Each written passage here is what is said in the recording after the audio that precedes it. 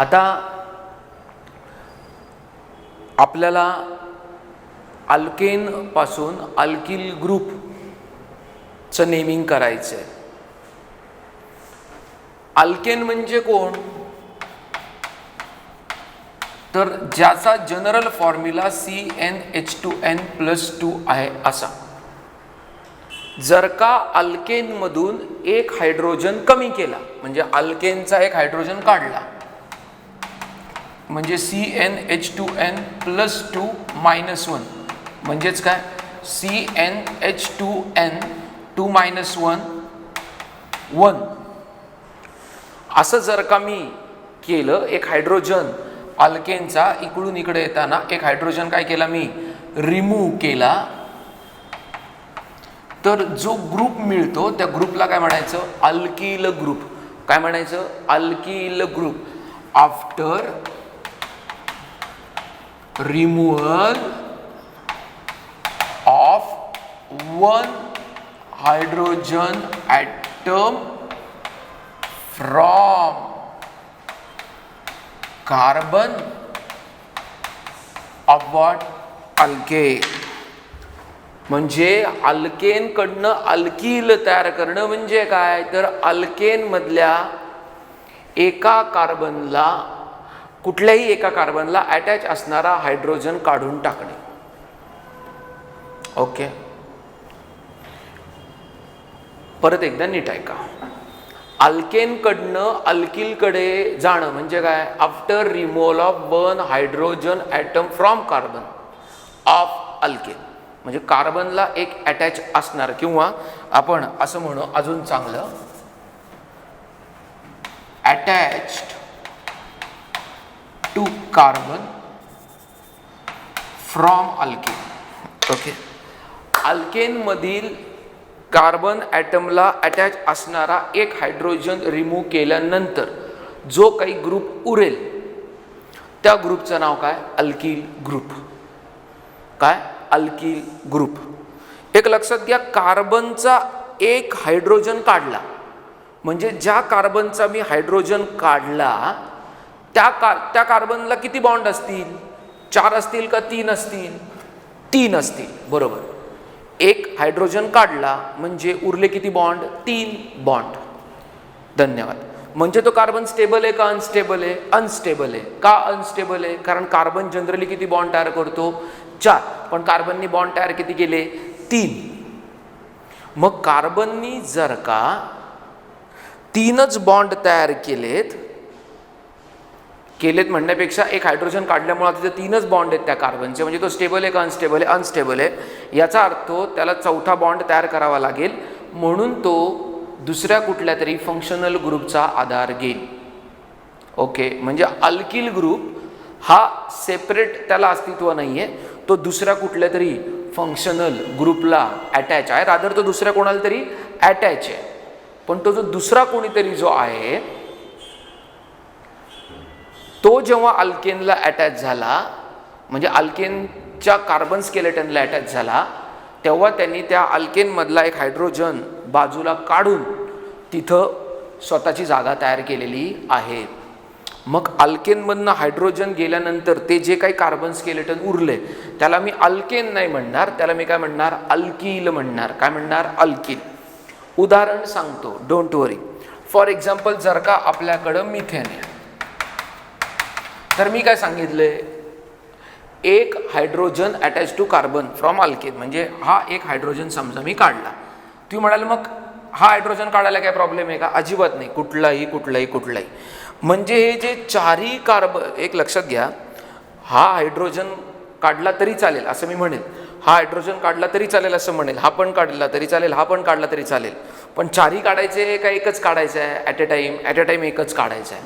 Number 1. Number 2, हे 4 hydrogen मी असं जे म्हणतोय ना की सर यांच्यापैकी कोणताही एक चालू शकतो असं मी म्हणतोय ना, याचा अर्थ या 4ही लोकांपैकी कुठलाही हायड्रोजन काढल्यानंतर तिथे जी व्यक्ती मी पुट करणार आहे किंवा जो मी फंक्शनल ग्रुप जोडणार आहे त्यामुळं जो नवीन मॉलिक्यूल तयार होणार आहे. उदाहरण सांगतो, समजा मी हायड्रोजन काढला आणि तिथे एक Y नावाचा ग्रुप बसवला, फिट केला.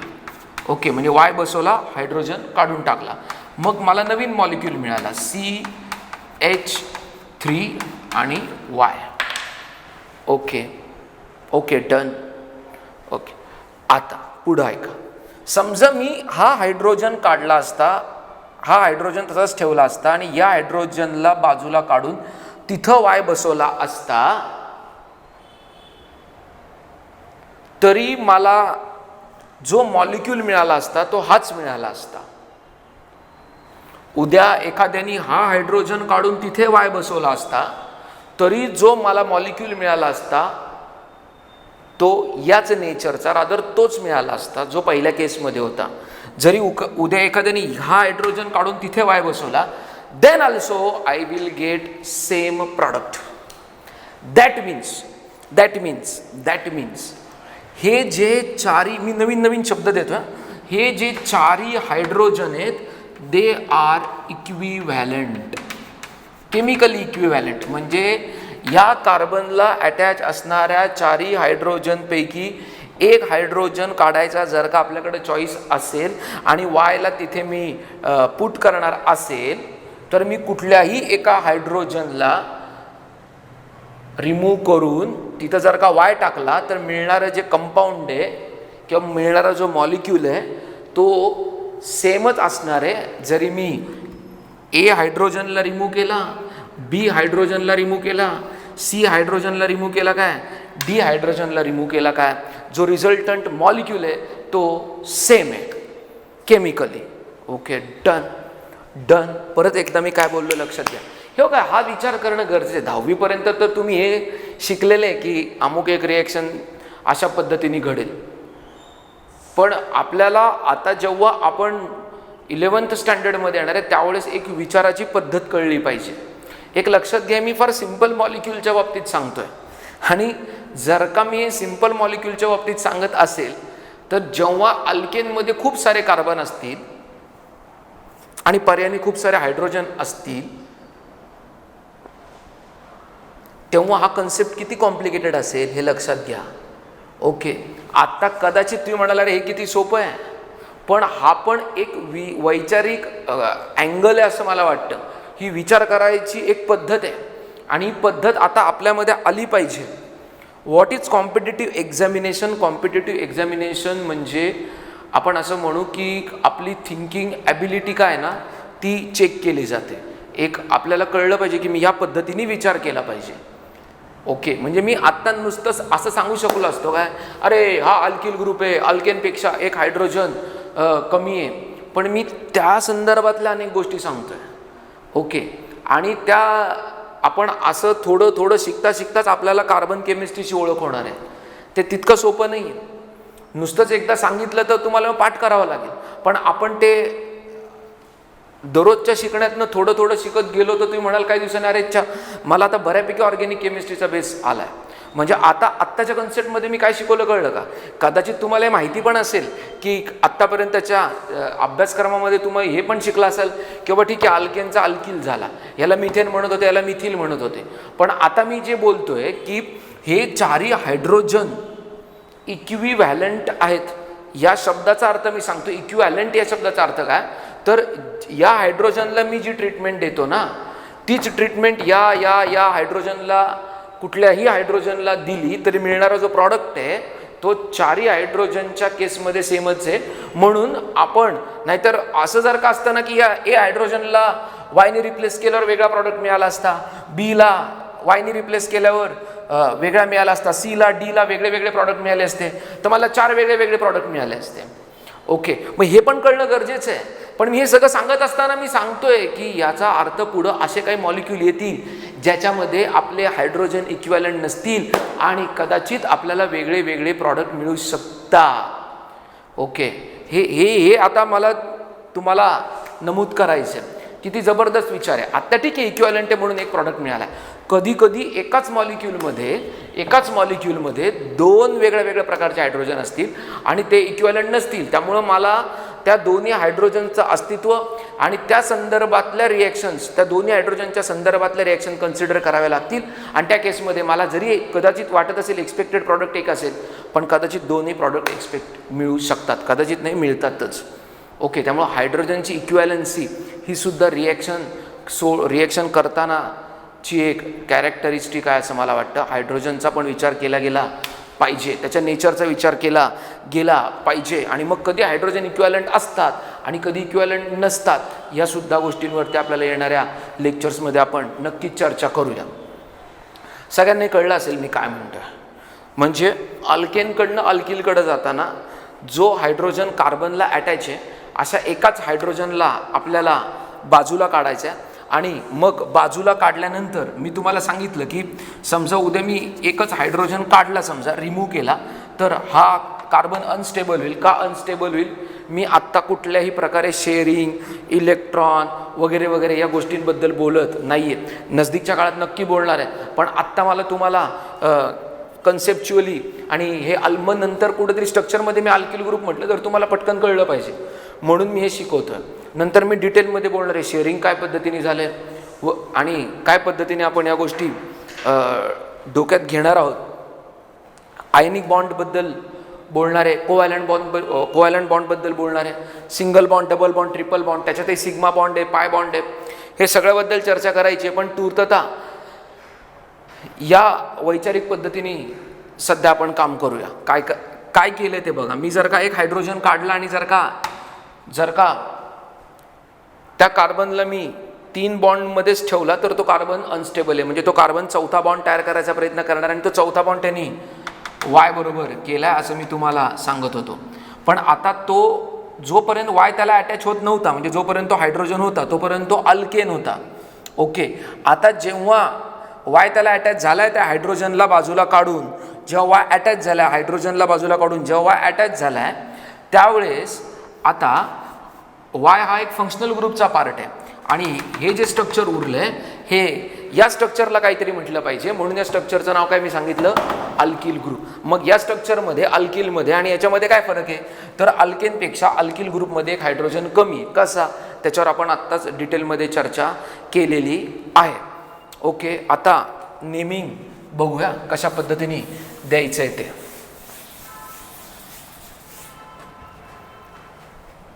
आता समजा आत्ताच मी सांगितलं CH4, आता मी लिहिलं CH3 डॅश. डॅश का केलं कळलं सगळ्यांना? एक हायड्रोजन काढलं आहे, सगळ्यांना कळलं आहे, थँक्यू. एक हायड्रोजन काढला, एक हायड्रोजन काढून तिथं आता दुसरा कुठला तरी फंक्शनल ग्रुप मी जोडणार आहे का नाही आहे? 100% जोडणार आहे. पण आत्ता मला त्या फंक्शनल ग्रुपच्या नावाशी देणे घेणं नाही आहे. आत्ता मला जो अल्केनमधला हायड्रोजन काढल्यानंतर जो अल्केनचा भाग उरला आहे त्याला मी आता अल्केन म्हणणार आहे का अल्किल म्हणणार आहे? अल्किल म्हणणार आहे. पण हा मिथेन आहे, ANE का लावला कारण हा अल्केन होता. पण आता हा अल्केन एक अल्किल झाला आहे, अल्किल झाला आहे. डॅशचा अर्थ कळला, हा दुसऱ्या कोणाला तरी अटॅच आहे, त्याला अटॅच व्हावंच लागेल कारण कार्बनचे 3च बॉन्ड झालेत. कार्बनचा चौथा बॉन्ड दुसऱ्या फंक्शनल ग्रुप बरोबर व्हायलाच पाहिजे, तरच कार्बन स्टेबल होणार आहे. ओके, आता परत एक कार्बन आहे म्हणून मिथ, पण हा अल्केन आहे का अल्किल आहे? अल्किल आहे म्हणून इथं काय लिहिलं आहे, मिथिल. त्याच पद्धतीने CH3. ओके, आता समजा मी या कार्बनचा हायड्रोजन काढला तर मला मिळेल CH2 डॅश CH3. ओके, याचा हायड्रोजन काढला त्यामुळे CH2. उद्या एखादा म्हणेल सर याचा हायड्रोजन काढायचा, या कार्बनचा काढा, तरी मला जो अल्किल ग्रुप मिळाला आहे तो सेमच मिळाला आहे.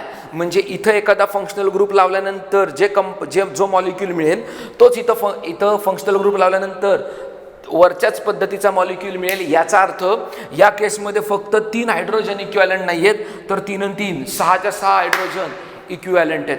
कुठलाही हायड्रोजन रिप्लेस करा, तुम्हाला मिळणारा प्रॉडक्ट काय मिळणार आहे, सेम मिळणार आहे. नाही तर 6 वेगळे प्रॉडक्ट मिळाले असते, तर तसं काही होणार नाही आहे. 6च्या 6 हायड्रोजन इक्विव्हॅलंट आहेत. थँक्यू, सगळ्यांना कन्सेप्ट कळला असेल. परत एकदा मी बोलतोय, हे 3 काढा नाही तर या तिघांमधला एक हायड्रोजन काढा किंवा या तिघांमधनं एक हायड्रोजन काढा. तुम्हाला जे रिझल्टंट मॉलिक्यूल मिळणार आहे त्या फंक्शनल ग्रुपला जोडल्यावर, तर तो जो मॉलिक्यूल आहे तो कुठलाही एक हायड्रोजन काढल्यानंतर जो मॉलिक्यूल मिळणार आहे, एक्सक्यूज मी परत एकदा बोलतो मी, हे 3 हायड्रोजन आणि हे 3 हायड्रोजन, 6 हायड्रोजन आहेत. ह्याच्यातला कुठलाही एक हायड्रोजन काढा. ओके, तुम्हाला एक मॉलिक्यूल मिळेल. बरोबर, तुम्हाला 6 प्रॉडक्ट मिळणार आहेत का एक प्रॉडक्ट मिळणार आहे? मी म्हणतोय एकच मिळणार आहे. तुम्ही याच्यात तिघांपैकी कोणी एक काढा, या तिघांपैकी कोणी एक काढा, तुम्हाला मिळणारा जो मॉलिक्यूल आहे तो एकाच प्रकारचा आहे. ओके, असं का झालं? कारण मी सांगितले 6च्या 6 हायड्रोजन काय इक्विव्हॅलंट आहेत.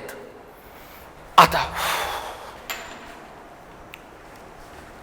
हा इथेन होता, कारण 2 कार्बन आहेत, अल्केन म्हणून इथेन. इकडून इकडे येताना एक हायड्रोजन कमी झालाय म्हणजे हा अल्किल होणार आहे. 2 कार्बन आहे म्हणून अल्किल म्हणून YL म्हणून नाव इथिल. आता CH3CH2CH3 3 कार्बन म्हणून प्रोप, अल्केन म्हणून ANE म्हणून नाव प्रोपेन. तुम्ही म्हणाल अल्केन कसं काय ठरवता तुम्ही? तर एकतर सगळीकडे सिंगल बॉन्ड आहेत प्लस जनरल फॉर्म्युला सॅटिस्फाय करतोय का बघा. 1 2 3 आपला जनरल फॉर्म्युला अल्केनसाठी CnH2n प्लस 2 म्हणजे 1 2 3 3 3 2 6 2 8 3 2 5 3 8 म्हणजे हायड्रोजन आणि कार्बनची संख्या बरोबर आहे ॲज पर जनरल फॉर्म्युला. म्हणजे हा कंपाऊंड अल्केन आहे, हे मला कळलं. आता फार महत्त्वाची गोष्ट मी तुम्हाला सांगणार आहे.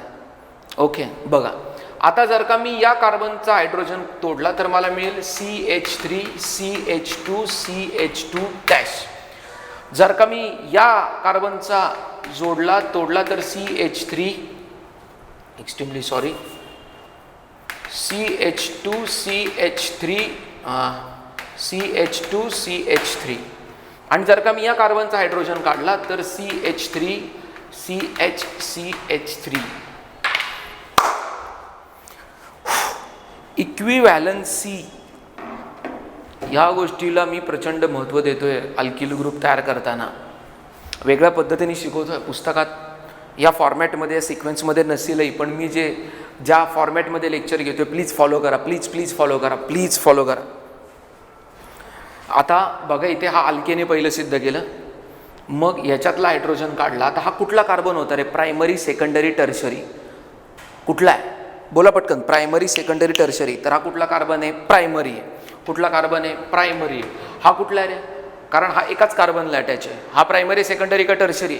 तर हा सेकंडरी आहे. का? कारण हा 2 कार्बनला अटॅच आहे. बरोबर. आणि हा कोण आहे? प्रायमरी, सेकंडरी का टर्शरी? तर हा प्रायमरी आहे. का? कारण हा पण एकाच कार्बनला अटॅच आहे.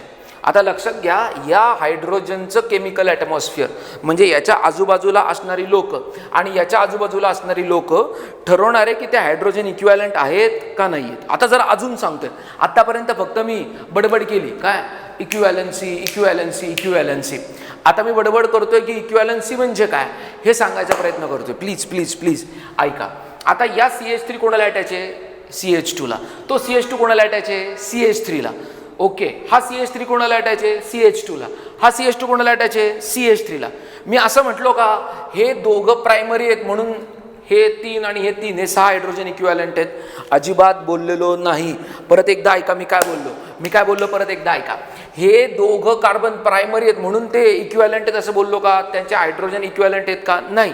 मी सांगितलं ते हायड्रोजन केमिकली इक्विव्हॅलंट आहेत कारण त्यांचं जे नेचर आहे, केमिकल एन्व्हायरमेंट आहे ते जे आहे ना ते सारखं आहे. मग ते केमिकल एन्व्हायरमेंट सारखं आहे म्हणजे काय ते मी एक्सप्लेन करतोय. बघा, हा CH3 एका CH2ला अटॅच आहे आणि तो CH2 CH3ला अटॅच आहे आणि या CH3चा विचार केला तर हा पण CH2ला अटॅच आहे आणि तो CH2 CH3ला अटॅच आहे.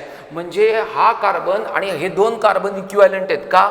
कारण त्यांच्या आजूबाजूचं केमिकल एन्व्हायरमेंट काय सेम आहे. जसं मी एक्सप्लेन केलं. कसं सेम आहे? तर मी सांगितलं हा CH3 CH2ला अटॅच आहे आणि तो CH3ला अटॅच आहे आणि हा CH3 CH2ला अटॅच आहे आणि हा CH3 CH2ला अटॅच आणि तो पण CH3ला अटॅच आहे. म्हणजे 2 कार्बनचं केमिकल एन्व्हायरमेंट सेम आहे म्हणून हे 3 आणि हे 3 असे 6 हायड्रोजन जे आहेत ते काय आहेत? नॉन इक्विव्हॅलंट आहेत का इक्विव्हॅलंट आहेत? इक्विव्हॅलंट आहेत. याचा अर्थ मी या कार्बनचा हायड्रोजन काढल्यानंतर मिळणारं प्रॉडक्ट आणि या कार्बनचं हायड्रोजन काढल्यानंतर मिळणारा अल्किल ग्रुप असे दोन्ही अल्किल ग्रुप काय असतील? डिफरंट असतील का सेम असतील? सेम असतील. पण तुम्ही सेकंडरी कार्बनचा विचार करा, इथं तर पहिलाच पॉईंट ऑफ डिफरन्स आहे. हे दोघं प्रायमरी आहेत आणि हा सेकंडरी आहे, म्हणजे हा एकाच कार्बनला अटॅच आहे, हा पण एकाच कार्बनला अटॅच आहे, पण हा 2 कार्बनला अटॅच आहे. म्हणजे या 2 हायड्रोजनचं जे आजूबाजूचं केमिकल एन्व्हायरमेंट आहे ते वेगळं आहे. म्हणून याच्यापासून जो अल्किल ग्रुप मिळाला तो या दोघांपेक्षा, हे दोघं काय डिफरंट आहेत का सेम आहेत? सेम आहेत. का सेम आहेत ते मी सांगितलं. म्हणजे हे दोघं सेम आहेत, या दोघांपेक्षा हा सेम आहे का वेगळा आहे? वेगळा अल्किल ग्रुप आहे, वेगळा अल्किल ग्रुप आहे, वेगळा अल्किल ग्रुप आहे. आता या याचा अर्थ हे दोघं काय डिफरंट आहेत का सेम आहेत? सेम आहेत. त्यामुळे दोघांची नावं आपल्याला सारखी मिळतील. याला मी जरा इकडे खाली शिफ्ट करतो.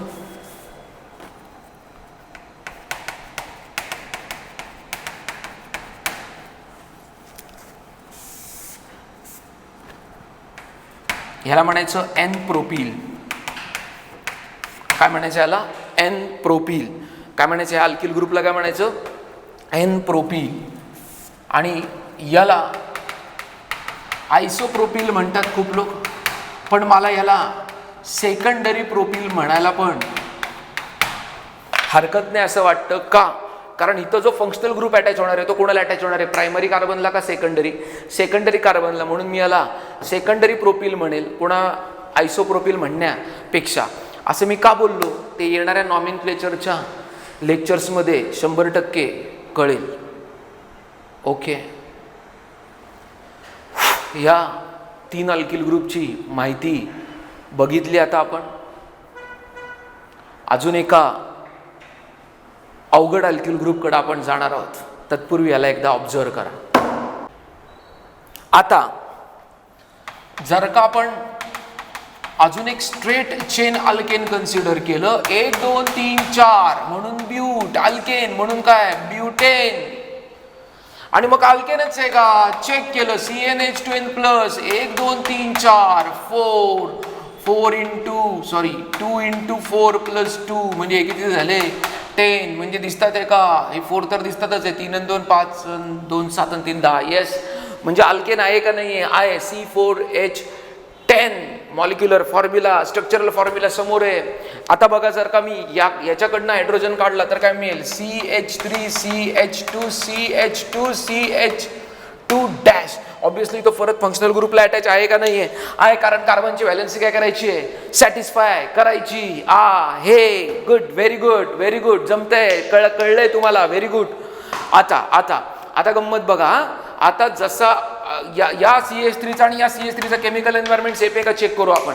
हा CH3 CH2 CH3 ला अटॅच आहे आणि हा CH3 पण CH2 CH3 ला अटॅच आहे. याचा अर्थ हे 3 आणि 3 6 हायड्रोजन काय सिमिलर आहेत का नाहीत? इक्विव्हॅलंट आहेत का नाहीत? आहेत. म्हणजे या दोघांचं जरी उद्या मी या CH3 मधनं जर का मी एक हायड्रोजन काढला तरी या दोघांपासून मिळणारा जो अल्किल ग्रुप आहे तो डिफरंट आहे का सेम आहे? सेम आहे. यांचं नाव आहे एन ब्युटील. काय? एन ब्युटील. काय? एन ब्युटील. काय? एन ब्युटील. आता याच्यातनं हायड्रोजन काढला तर काय मिळेल? CH3 CH2 CH3 CH CH2 CH3. आता बघा, हे दोघांचं कंपॅरिझन करा. हा एका साईडला कोणाला अटॅच आहे? CH3 ला. बरं, पहिली गोष्ट, हा प्रायमरी का सेकंडरी आहे? सेकंडरी. हा पण प्रायमरी आहे का सेकंडरी? सेकंडरी. हा CH2 एका साईडला अटॅच आहे CH3 ला आणि दुसऱ्या साईडला अटॅच आहे CH2 CH3 ला. या CH2 चा विचार केला तरी हा एका साईडला CH3 ला अटॅच आहे आणि दुसऱ्या साईडला CH2 CH3 ला अटॅच आहे. याचा अर्थ परत हे 2 हायड्रोजन इक्विव्हॅलंट, केमिकल इक्विव्हॅलंट आहेत का नाही आहेत? दोन्ही कार्बनचा हायड्रोजन म्हणजे 4 हायड्रोजन इक्विव्हॅलंट आहेत का नाहीत? आहेत. म्हणजे याच्याकडनं हायड्रोजन काढा किंवा याच्याकडनं हायड्रोजन काढा, जो अल्किल ग्रुप मिळेल तो वेगळ्या प्रकारचा आहे का एकाच प्रकारचा आहे? तर तो एकाच प्रकारचा आहे. म्हणून या दोघांना पण मिळून एकच नाव देणार आहे. पण आपण लक्षात घ्या, इकडे जर का आपण फंक्शनल ग्रुप जोडला तर तो कुठल्या कार्बनला जोडला आहे? सेकंडरी कार्बनला जोडला आहे. इकडं फंक्शनल ग्रुप जोडला तर तो कुठल्या कार्बनला जोडला आहे? तर तो पण सेकंडरी कार्बनला जोडला आहे. म्हणजे याला मी म्हणणार सेकंडरी ब्युटील. काय म्हणणार? सेकंडरी ब्युटील. का? 4 कार्बन आहेत ब्यूट, एक हायड्रोजन काढलं अल्किल म्हणून ब्युटील, सेकंडरीला अटॅच केला आहे म्हणून सेक ब्युटील. Okay, thank you. आपण स्ट्रेट चेन अल्किल ग्रुप बघितले. येणाऱ्या लेक्चरमध्ये अजून अधिक माहिती घेऊया. स्ट्रेट चेनमधले अल्किल ग्रुप बघितले, लक्षात ठेवा. अजून ब्रांचमध्ये बघितलेले नाही आहेत. थँक्यू.